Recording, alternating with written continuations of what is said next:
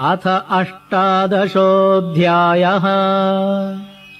अर्जुन उवाच सन्न्यासस्य महाबाहो तत्त्वमिच्छामि वेदितुम् त्यागस्य च हृषीकेश पृथक् केशिनिषूदन। श्रीभगवानुवाच काम्यानां कर्मणां न्यासम् सन्न्यासं कवयो विदुः सर्वकर्मफलत्यागम् प्राहुस्त्यागं विचक्षणाः। त्याज्यं दोषवदित्येके कर्म प्राहुर्मनीषिणः। यज्ञदानतपः कर्म न त्याज्यमिति चापरे। निश्चयं शृणु मे तत्र त्यागे भरतसत्तमा। त्यागो हि पुरुषव्याघ्र त्रिविधः सम्प्रकीर्तितः। यज्ञदानतपः कर्म न त्याज्यं कार्यमेव तत्। यज्ञो दानं तपश्चैव पावनानि मनीषिणाम्। एतान्यपि तु कर्माणि सङ्गं त्यक्त्वा फलानि च कर्तव्यानीति मे पार्थ निश्चितं मतमुत्तमम्। नियतस्य तु सन्न्यासः कर्मणो नोपपद्यते। मोहात् तस्य परित्यागः तामसः परिकीर्तितः। दुःखमित्येव यत्कर्म कायक्लेशभयात् त्यजेत्। स कृत्वा राजसं त्यागम् नैव त्यागफलं लभेत्। कार्यमित्येव यत्कर्म नियतं क्रियतेऽर्जुन। सङ्गं त्यक्त्वा फलं चैव सत्यागः सात्विको मतः। न द्वेष्ट्य कुशलं कर्म कुशलेनानुषज्यते। त्यागी सत्त्वसमाविष्टः मेधावी छिन्न संशयः। न हि देहभृता शक्यम् त्यक्तुम् कर्माण्यशेषतः। यस्तु कर्मफलत्यागी सत्यागीत्यभिधीयते। अनिष्टमिष्टं मिश्रं च त्रिविधं कर्मणः फलम्। भवत्यत्यागिनां प्रेत्य न तु सन्न्यासिनां क्वचित्। पञ्चैतानि महाबाहो कारणानि निबोध मे। सांख्ये कृतान्ते प्रोक्तानि सिद्धये सर्वकर्मणाम्।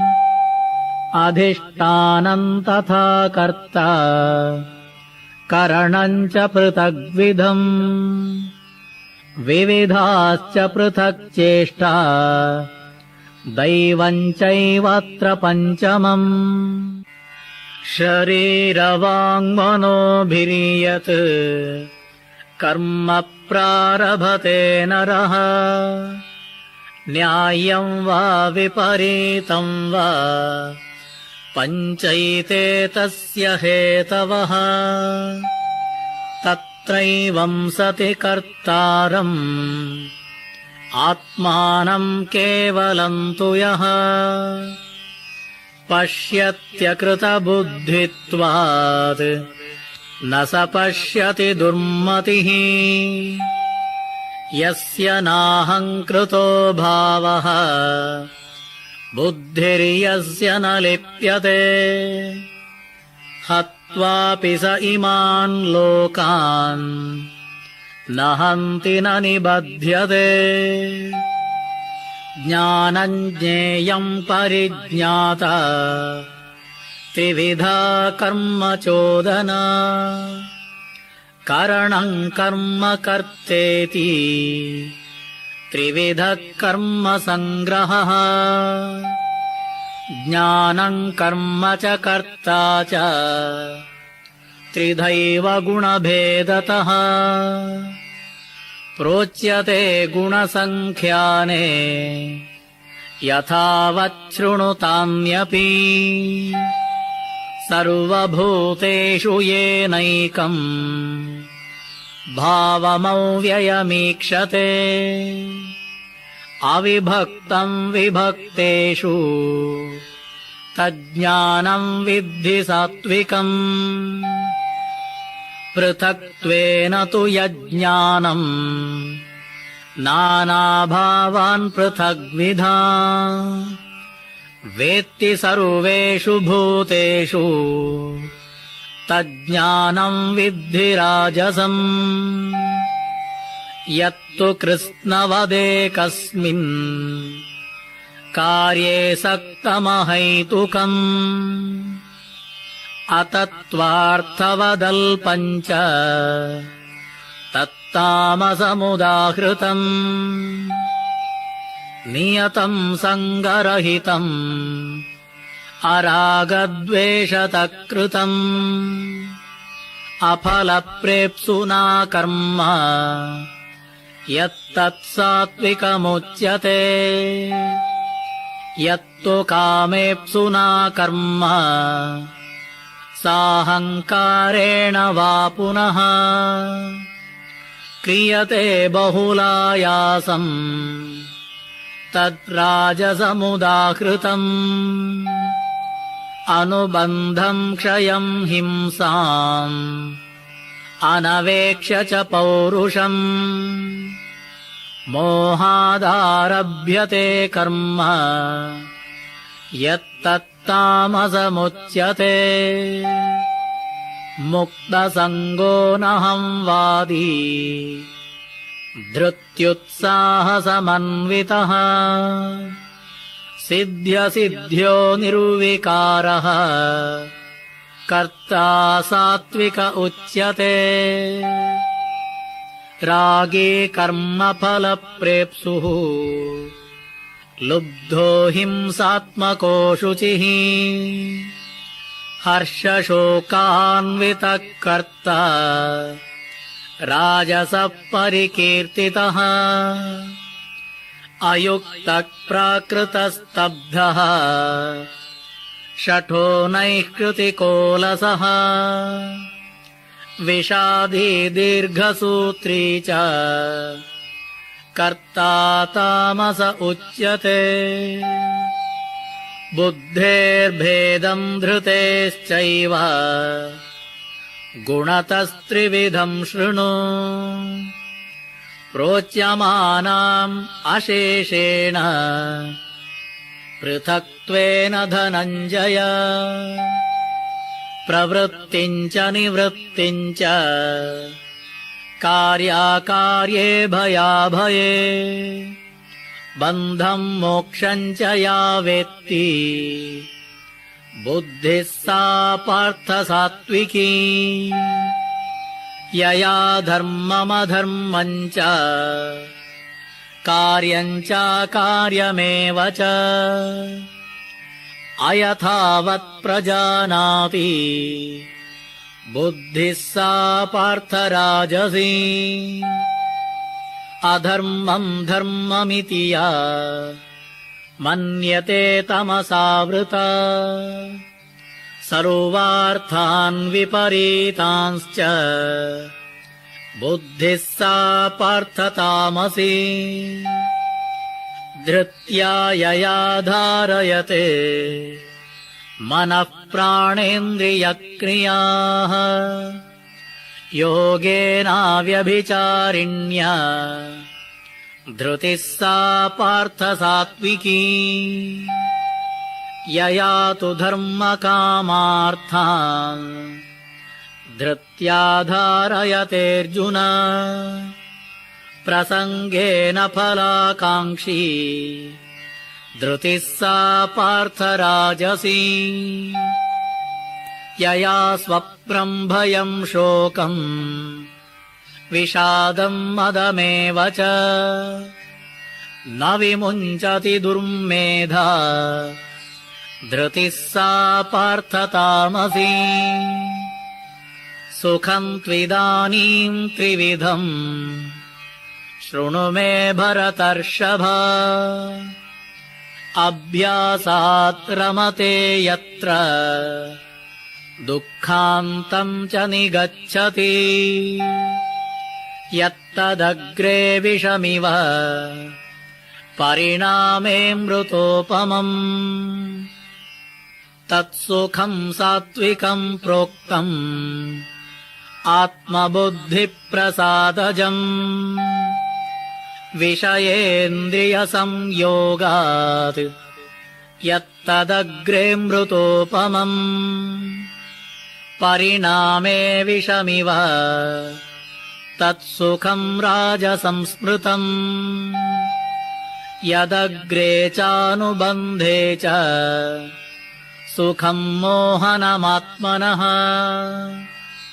निद्रालस्य प्रमादोत्थम् तत्तामसमुदाहृतम्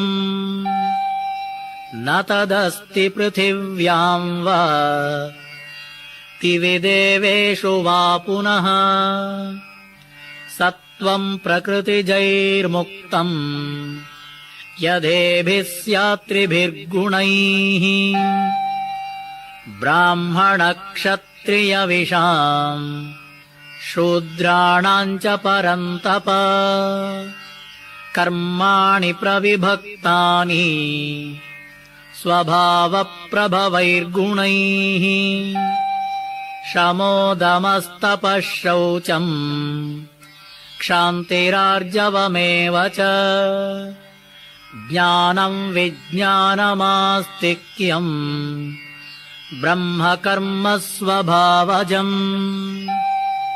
शौर्यम् तेजो धृतिर्दाक्ष्यम् युद्धे चाप्यपलायनम् दानमीश्वरभावश्च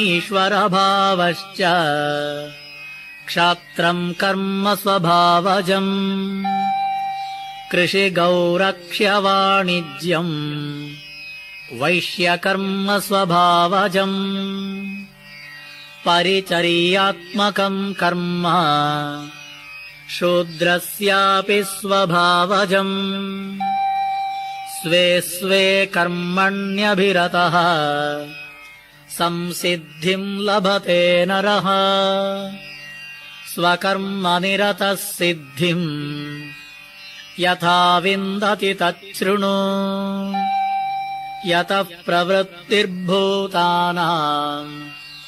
येन सर्वमिदम् ततम्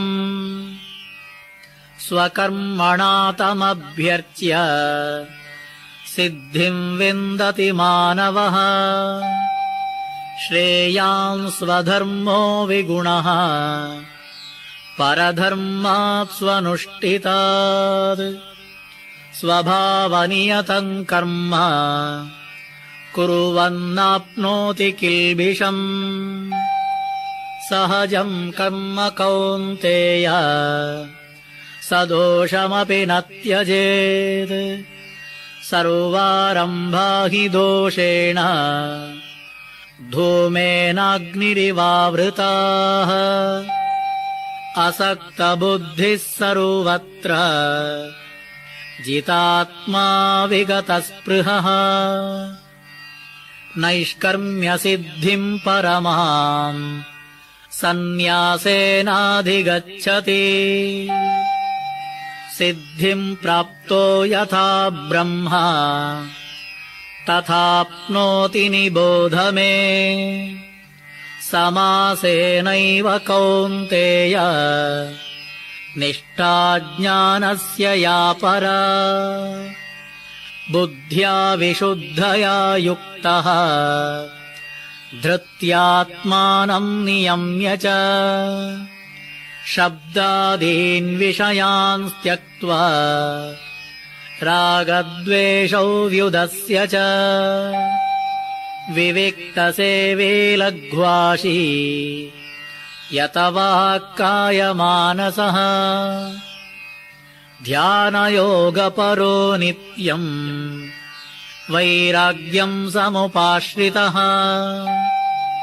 अहङ्कारम् बलम् दर्पम् कामम् क्रोधम् परिग्रहम् विमुच्य निर्ममः शान्तः ब्रह्मभूयाय कल्पते ब्रह्मभूतप्रसन्नात्मा न शोचति न काङ्क्षति समः सर्वेषु भूतेषु मद्भक्तिम् लभते पराम् भक्त्या मामभिजानाति यावान् यश्चास्मि तत्त्वतः ततो माम् तत्त्वतो ज्ञात्वा विशते तदनन्तरम् सर्वकर्माण्यपि सदा कुर्वाणो मद्व्यपाश्रयः मत्प्रसादादवाप्नोति शाश्वतम् पदमव्ययम् चेतसा सर्वकर्माणि मयि सन्न्यस्य मत्परः बुद्धियोगमुपाश्रित्य मच्चित्तः सततम् भव मच्चित्तः सर्वदुर्गाणि मत्प्रसादात् तरिष्यसि अत चेत्त्वमहङ्कारात् न श्रोष्यसि विनङ्क्ष्यसि यदहङ्कारमाश्रित्य न योत्स्य इति मन्यसे मिथ्यैष व्यवसायस्ते प्रकृतिस्त्वाम् नियोक्ष्यति स्वभावजेन कौन्तेय निबद्धस्वेन कर्मणा कर्तुम् नेच्छसि यन्मोहात् करिष्यस्य वशोऽपि तत् ईश्वरः सर्वभूतानाम् हृद्देशेऽर्जुन तिष्ठति भ्रामयन् सर्वभूतानि यन्त्रारूढानि मायया तमेव शरणम् गच्छ सर्वभावेन भारत तत्प्रसादात् पराम् शान्तिम् स्थानम् प्राप्स्यसि शाश्वतम् इति ते ज्ञानमाख्यातम् गुह्यात् गुह्यतरम् मया विमृशैतदशेषेण यथेच्छसि तथा कुरु सर्वगुह्यतमम् भूयः शृणु मे परमम् वचः इष्टोऽसि मे दृढमिति ततो वक्ष्यामि ते हितम् मन्मना भव मद्भक्तः मद्याजी माम् नमस्कुरु मामे वैष्यसि सत्यन्ते प्रतिजाने प्रियोऽसि मे सर्वधर्मान् परित्यज्य मामेकम् शरणम् व्रज अहम् त्वा सर्वपापेभ्यः मोक्षयिष्यामि मा शुचः सर्वधर्मान् परित्यज्य मामेकम् शरणम् व्रज अहम् त्वा सर्वपापेभ्यः मोक्षयिष्यामि मा शुचः सर्वधर्मान् परित्यज्य मामेकं शरणं व्रज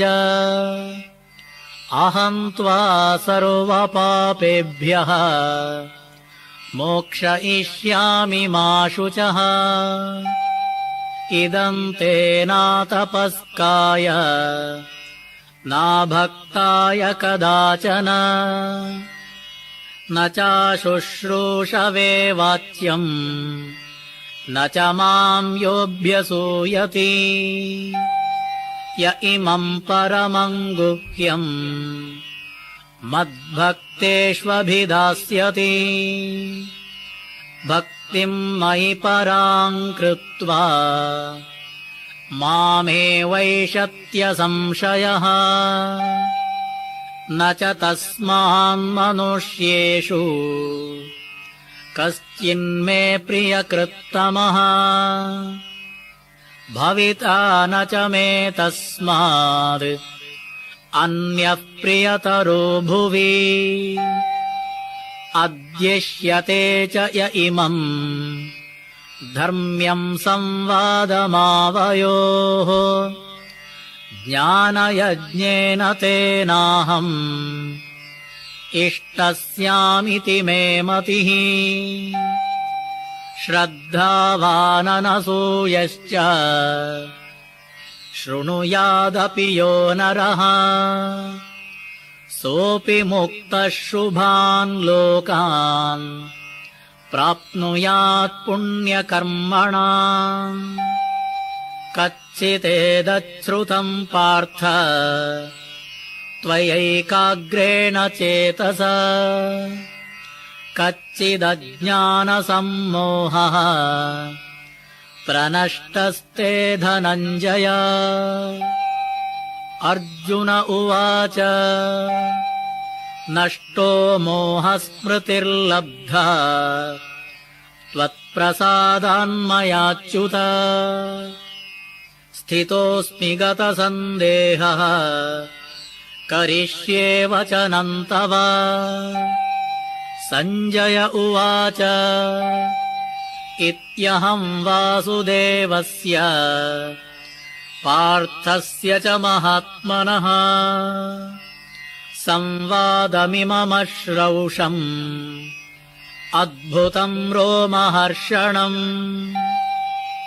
व्यासप्रसादात् श्रुतवान् एतद्गुह्यतमं परम् योगं योगेश्वरात् कृष्णात् साक्षात् कथयतः स्वयम् राजन् संस्मृत्य संस्मृत्य संवादमिममद्भुतम् केशवार्जुनयोः पुण्यम् हृष्यामि च मुहुर्मुहुः तच्च संस्मृत्य संस्मृत्य रूपमत्यद्भुतम् हरेः विस्मयो मे महान् राजन् हृष्यामि च पुनः पुनः यत्र योगेश्वरः कृष्णः यत्र पार्थो धनुर्धरः तत्र श्रीर्विजयो भूतिः ध्रुवा नीतिर्मतिर्मम